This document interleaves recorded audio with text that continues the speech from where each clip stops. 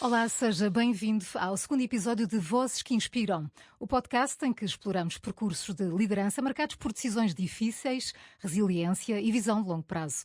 Este podcast, em parceria com a VDA, amplia o Circle, uma iniciativa que reúne líderes de topo para promover uma liderança mais diversa e equilibrada, dando visibilidade a mulheres com a ambição de chegar a cargos de liderança. Neste episódio, a nossa convidada, alguém cuja carreira combina inovação, coragem e resiliência. Vera Pinto Pereira, administradora executiva da EDP, bem-vinda. Obrigada. A sua carreira é marcada por várias mudanças e grandes desafios em setores diferentes, do lançamento da Mel às responsabilidades na EDP Comercial e depois na Fundação EDP. Quais foram os desafios que mais a marcaram no início da sua carreira?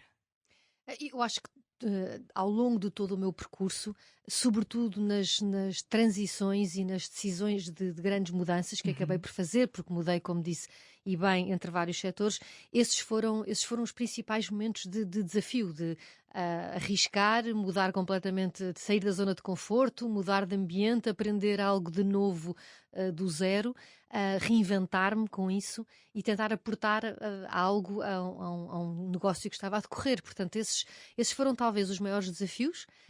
Depois houve tantos, a criação do Mel, de uma folha em branco, nunca mais me esqueço, a primeira vez que conversámos sobre a minha mudança da PT Multimédia para a PT para lançar o Mel, em que eu perguntei, mas qual é o desafio? E na altura o Zenal Bava disse-me, é criar um serviço de televisão a partir de uma folha em branco. Até me... Está a imaginar. Fiquei com os olhos a brilhar, claro. Exatamente. Tudo podia fazer. Portanto, tantos. Esse foi talvez um grande filho na minha vida profissional, o nascimento da serviço de televisão, mas todo o meu percurso na EDP tem sido uma soma de grandes desafios e de grandes momentos também com equipas extraordinárias. E sabemos que a sua ida para a EDP aconteceu no contexto da lei das cotas. Como é que foi receber esse desafio, mais um, e o que é que significou naquela altura? Não é confortável, para ser sincera. Obviamente, não é? Nós gostamos sempre de acreditar que a nossa carreira se define pela nossa mérito, competência, claro. Pelo mérito, pelo percurso que fazemos. E portanto, num momento no tempo, aceitarmos que essa carreira, esse mérito se cruza com algo que de alguma forma nos beneficia naquele momento no tempo, é difícil de encaixar, mas a verdade é que não faz sentido que seja difícil, não é? Porque no fim do dia, depois, o meu percurso dentro da EDP acabou por se ancorar precisamente no mérito, naquilo que fui capaz de fazer, melhor ou pior. E também a coragem e a frontalidade com que assumi a certa altura essa cota, também foi útil na marcação de um percurso, de um registro para as mulheres que se seguem. Sim, de uma mudança, não foi? De uma Exatamente. E, portanto, acho que se me tivesse feito de difícil por não querer ser uma cota, primeiro tinha perdido uma oportunidade extraordinária lá está, de uma fazer viagem tudo aquilo que tem feito até agora, no grupo EDP. E depois acho que não teria dado um bom exemplo às mulheres que se seguem, e precisamos de mulheres a fazer este caminho. Como falávamos há pouco, do seu percurso fazem parte de setores e funções muito diferentes. Foi simples gerir estas transições sem receios e manter o foco e a eficácia? Manter o foco e a eficácia acho que mantenho sempre. Mas receios também, e ainda hoje. E é bom ter receios. É ótimo ter receios, porque os receios nos dão, empurram-nos para a frente, puxam mais de nós, exigem mais de nós e, portanto, obrigam-nos a encarar o dia-a-dia e os desafios com uma certa dose de humildade, que eu acho que é fundamental pela vida fora.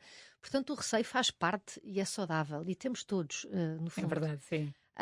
Quando não temos, talvez seja até mau sinal. De resto, as mudanças fizeram-se, obviamente, com esforço, mas foram muito gratificantes, porque acabei por encontrar sempre um fio condutor de uma para a outra. Acabei por encontrar muita aprendizagem que conseguia aproveitar de uma experiência para a outra. E também me permitiu acabar por ser um elemento, muitas vezes, fora da caixa, nos novos desafios em que me apresentava, E isso em si cria valor. Claro, e é diferenciador É também, diferenciador, é importante assumirmos a nossa diferença e o valor que ela pode trazer às coisas. Na Fundação EDP gera cultura, como o MAT, filantropia e apoios sociais, ao mesmo tempo lidera operações estratégicas na EDP Comercial. Como é que concilia responsabilidades tão distintas e o que é que se aprende com esta diversidade? Na verdade, eu acho que em todos os nossos desafios de negócio, é muito importante encararmos os mesmos com uma dose de responsabilidade social e, portanto, eu tenho a oportunidade de a pôr em prática de forma mais assumida e clara através da Fundação e do meu cargo de responsabilidade nessa matéria.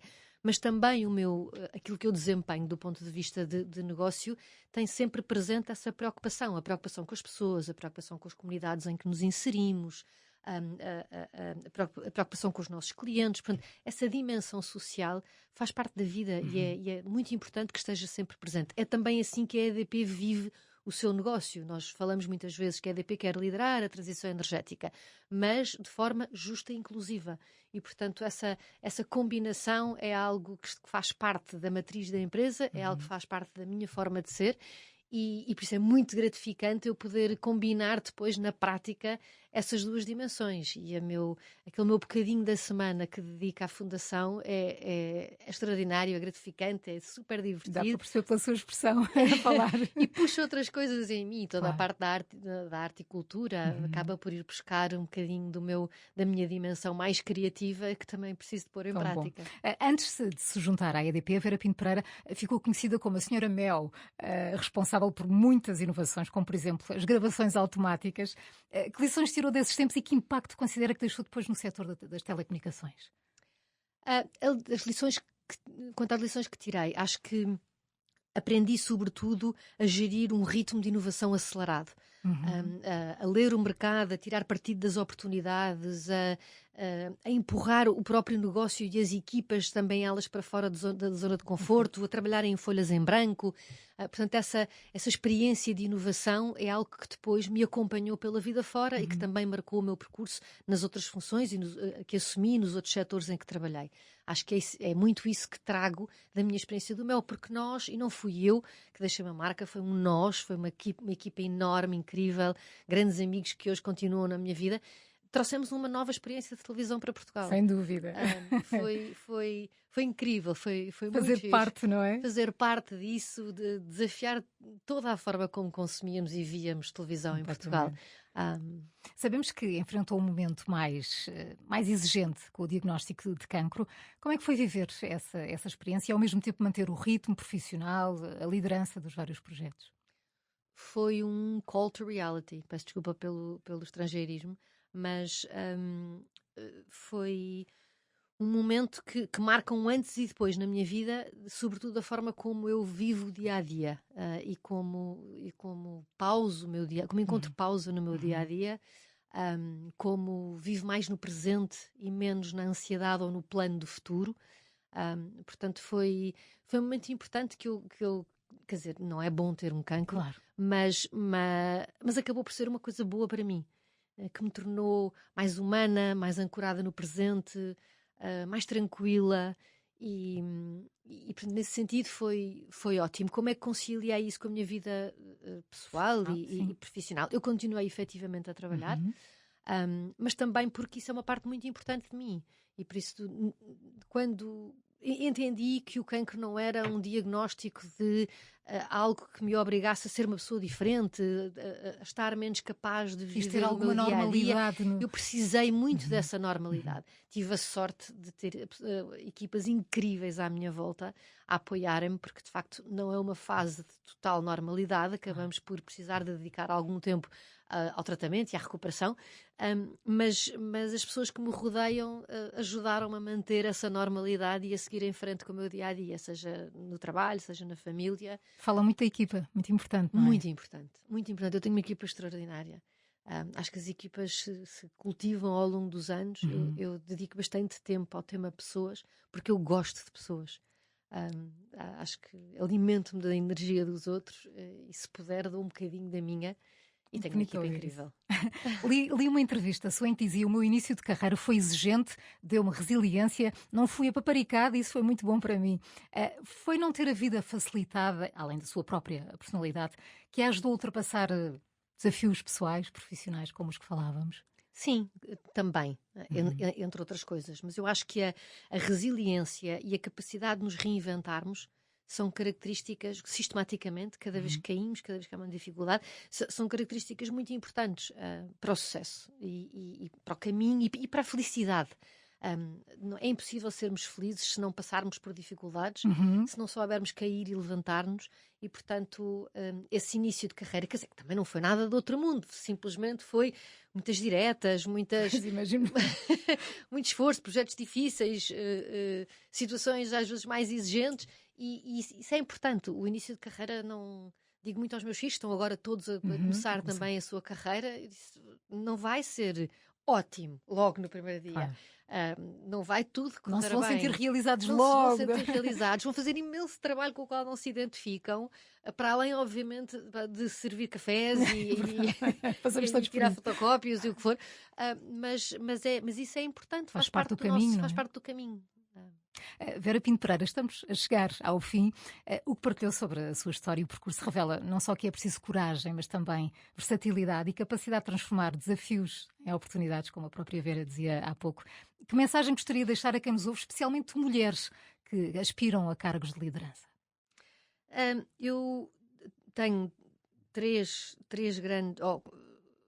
quatro grandes mensagens, sobretudo para as mulheres, mas para todos em geral. O primeiro é que o crescimento acontece sempre fora da zona de conforto. E, portanto, é fundamental ao longo da vida irmos pensando, será que estou demasiado acomodado, estou demasiado confortável? Ir empurrando esse crescimento em nós próprios fora da nossa zona de conforto. A segunda é que devemos sempre também procurar ter um brilho nos olhos. O sucesso faz-se disso, da nossa alegria, e a nossa energia vem desse brilho nos olhos. Portanto, procurem fazer qualquer coisa que vos faz feliz, acima de tudo. Que faz toda a diferença, não é? Toda a diferença. Não interessa se tem uma caixinha, se tem um nome, se tem uma equipa, tem que nos fazer feliz. A terceira mensagem é pensar sempre em grande. Pensar sempre grande, com ambição. Porque o pior que pode acontecer é não chegarmos exatamente lá, mas quanto maior a ambição, mais longe chegamos. E, portanto, a ambição não é uma coisa má. Não é mau ser ambicioso. Às vezes há alguns rótulos dessa pessoa muito ambiciosa. É ainda bem, porque é isso que nos empurra. E a última, e esta sobretudo às mulheres, é: levantem a mão e digam que sim. Quando vos desafiarem, é indiferente se sentem preparadas ou não. Primeiro, provavelmente, se vos convidaram é porque estão preparadas. Segundo, o que não estiverem, aprendem a seguir. Portanto, precisamos de mulheres que levantem a mão e digam: sim, quero, vou, faço. Porque vocês são todas extraordinárias. E por isso precisamos de um mundo equilibrado entre homens e mulheres. Não imagino também um mundo só de mulheres, obviamente, que horror. O equilíbrio é sempre bom. O equilíbrio é fundamental, mas para isso é preciso levantar a mão e dizer sim. Vera Pinto Pereira, foi um gosto conversar consigo. Muito obrigada. Muito obrigada, foi um prazer. Quanto assim, marcamos encontro já na próxima semana para o terceiro episódio de Vozes que Inspiram, um podcast que conta com convidados do Circle, uma iniciativa da VDA. O convidado será João Bento, Chairman da Altri e da Lisnave. Até lá.